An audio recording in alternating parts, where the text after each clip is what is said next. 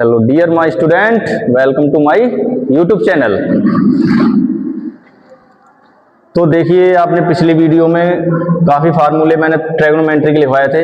आज मैं आपके लिए लाया हूँ पाइथागोरस प्रमेय, बहुत ही इजी तरीके से। तो आप देखिए, अभी मेरे सामने आप वीडियो बने रही है और देख सकते हैं पाइथागोरस प्रमेय कैसे निकालते हैं। पाइथागोरस प्रमेय। तो इस प्रमेय से हम काफी सवाल निकाल लेते हैं कि और ये प्रमेय ऐसी है, जरूरी नहीं त्रिकोणमिति में ही आए, कहीं ना कहीं आपको इसका यूज करना पड़ता है। इसलिए पाइथागोरस प्रमेय बहुत ही ध्यान से समझें। मान लीजिए एक कोई त्रिभुज है,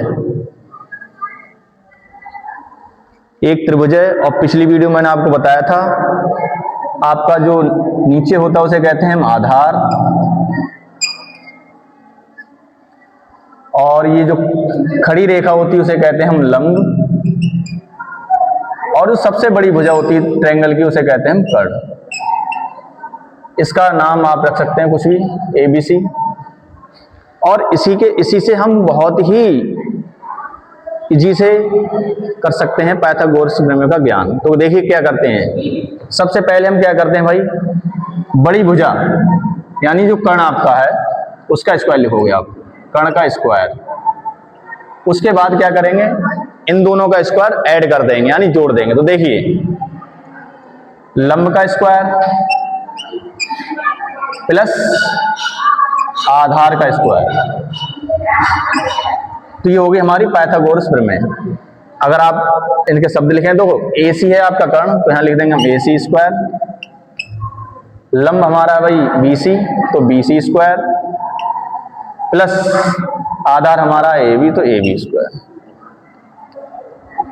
तो बहुत ही छोटी सी बात में हम पाइथागोरस प्रमेय सीख गए। तो सबसे मेन पॉइंट हमारा ये होता है, ये है हमारी पाइथागोरस प्रमेय। इसके आधार पर कुछ सवाल पूछ भी लेता है। मान लीजिए जैसे एग्जाम्पल मैं आपको कराऊं,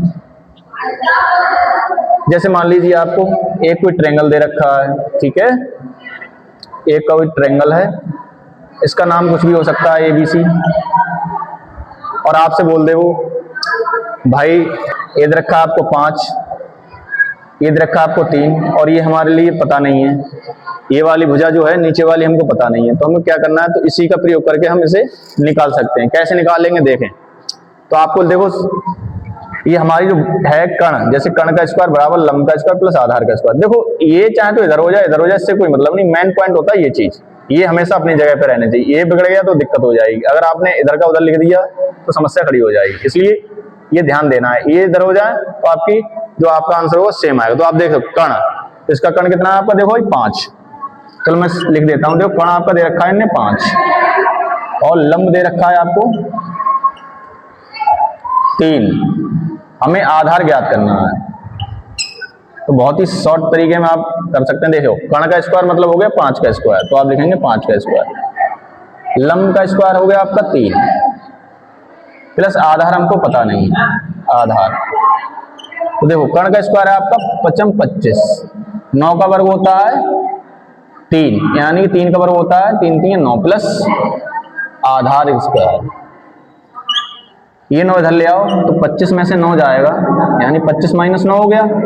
आधार चाहे तो आप नाम लिख सकते हो, आधार का AB है तो AB का स्क्वायर कर सकते हो आप। 25 में से 9 गया भाई, 16 बचा। AB बराबर, यानी AB का स्क्वायर बराबर बचा 9,